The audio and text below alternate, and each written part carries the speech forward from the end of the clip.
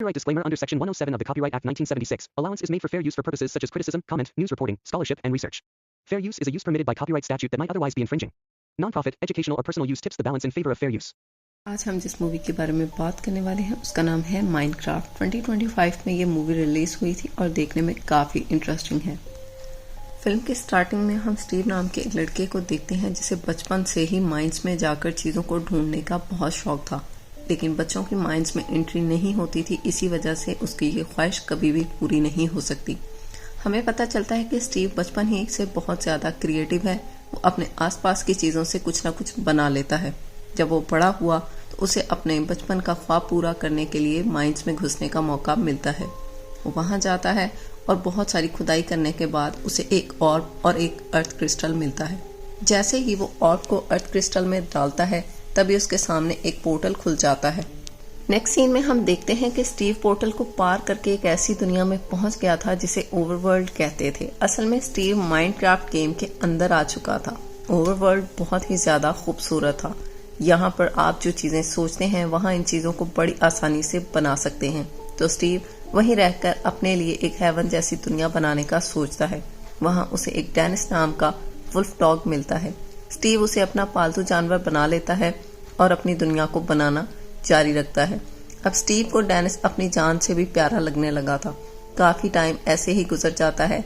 एक दिन हम देखते हैं डेनिस वहाँ के जंगलों के दरमियान एक अजीब से बने दरवाजे की खोज कर लेता है। वहाँ पहुंचकर स्टीव एक पोर्टल खोलता है और डेनिस के चक्कर में खुद भी उस पोर्टल को पार करके माइनक्राफ्ट की एक अलग ही दुनिया में चला जाता है, यानी कि डायमेंशन में, जिसको नीदर कहते थे। वहाँ कोई भी खुशी नहीं थी, कोई खूबसूरती नहीं थी और ना ही कोई थी क्रिएटिविटी। इन शॉर्ट हम उसे हेल की तरह से कह सकते हैं। वहाँ पर पिगलिन की महारानी मालगोशा का राज चलता था। वो शैतानी रानी स्टीव और डेनिस को कैद कर लेती है और उनसे वो ऑर्ब भी छीन लेती है। असल में वो खुद कब से इस ऑर्ब को हासिल करने की कोशिश कर रही थी।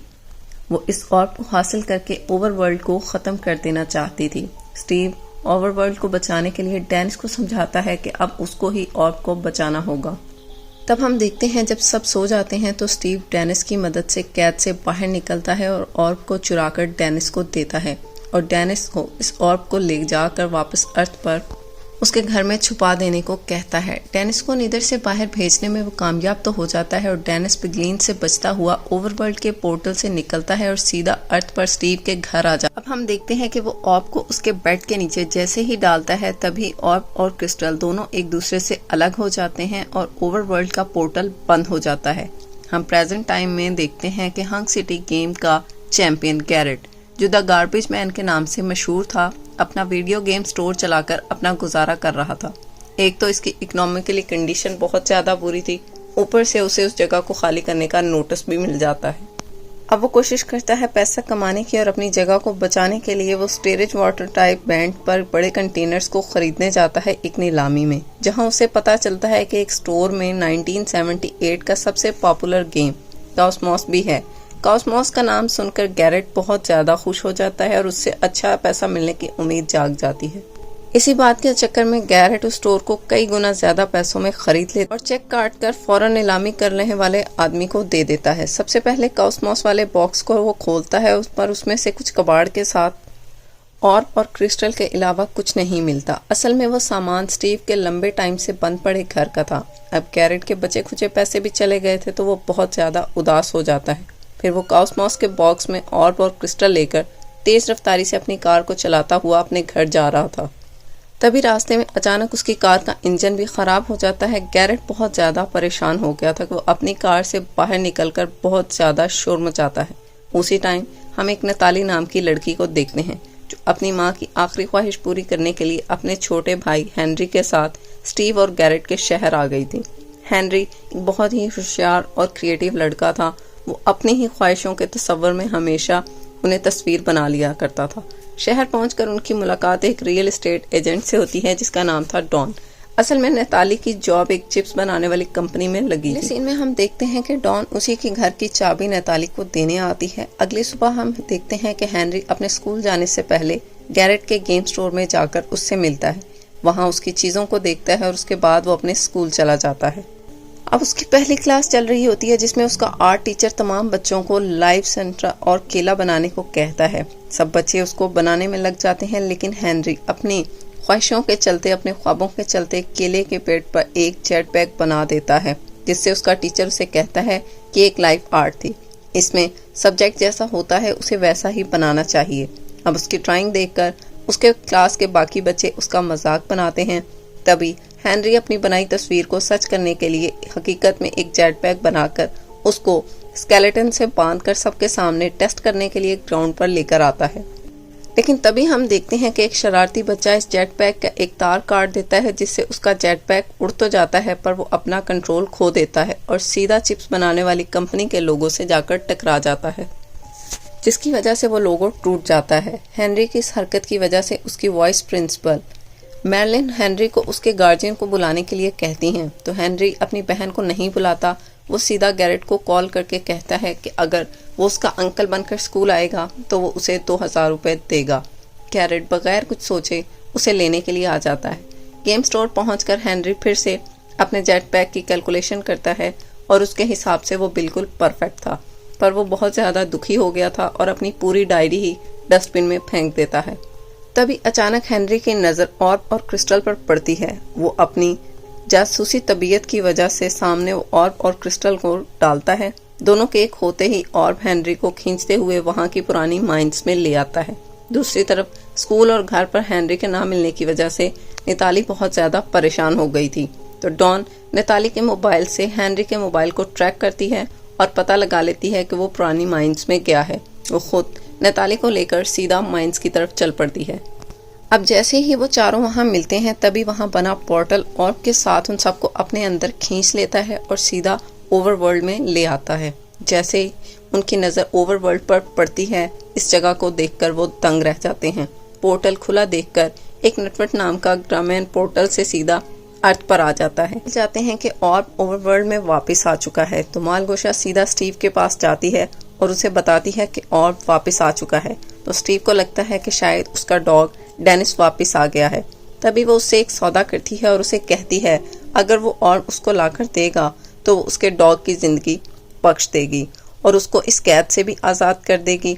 वही ओवरवर्ल्ड में निताली जैसे ही वापस जाने की बात करती है तभी फौरन से वहां रात हो जाती है और स्केलेटन वाली राक्षस यानी कि जो डीमन से उन पर हमला कर देते हैं और उनसे बचकर भागते हुए जैसे ही हेनरी एक दरख्त से टकराता है तभी वो खोज करता है कि इस दुनिया में चीज़ों को कैसे बनाया जा सकता है। वो इन राक्षसों से बचने के लिए निताली, डॉन और खुद के चारों तरफ लकड़ी की एक दीवार बना लेता है जैसे कि किला, लेकिन ऑर्ब और क्रिस्टल इससे बाहर ही रह जाते हैं। वहीं गैरेट भी अपनी जान बचाता हुआ किले की तरफ भागता है। वहां जमीन पर उसको ऑर्ब मिलता है। जैसे ही वो उसे उठाता है तभी एक राक्षस तीर मारकर क्रिस्टल को तोड़ देता है, पर गैरेट ऑर्ब को उठाकर किले के अंदर घुसने में कामयाब हो गया था।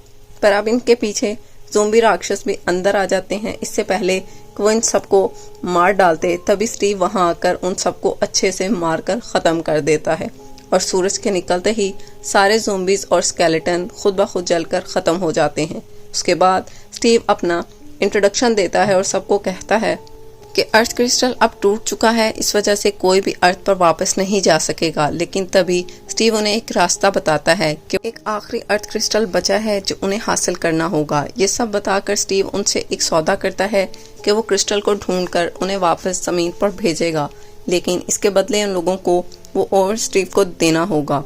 इस बात पर सभी राजी हो जाते हैं और उसके बाद स्टीव रास्ते में आने वाले तमाम खतरों से लड़ने के लिए सबसे पहले हथियार बनाने के लिए उन्हें गांव में लेकर जाता है जहां उसका खुद का एक स्टोर था। वो अपने स्टोर में गैरेट और हेनरी को अपने बनाए हुए हथियार और चीजें भी दिखाता है जो उसने अलग अलग लड़ाइयां करके हासिल की थी। तभी गैरेट को एक एल्डर पर्ल मिलता है। स्टीव उसको समझा रहा था कि जहां इसको फेंक दोगे तुम वहीं टेलीपोर्ट हो जाओगे, लेकिन गैरेट उसकी बात को तवज्जो से नहीं सुनता और उसे अपने पीछे फेंक देता है। तभी गैरेट ऐसा होते देखता है वो बहुत ज्यादा डर जाता है। अब हम देखते हैं कि स्टीव इन दोनों को हथियार बनाना सिखाने लगता है। हेनरी अपने लिए एक प्रेशर गन बनाता है जिसे देखकर खुद स्टीवर्ट भी हैरान रह जाता है। वहीं गैरेट गलती से एक अजीब ग्रेट कैनिस्टरों का नचाकू बना बैठता है, लेकिन गैरेट को सिर्फ अपने खजाने से मतलब था, इसका चक्कर स्टीव ने अपनी किताब में नोट किया था। तो वो स्टीव से इस खजाने के बारे में जो उसने वहां माइंस में छुपाया था उसके बदले ऑर्ब देने का वादा करता है।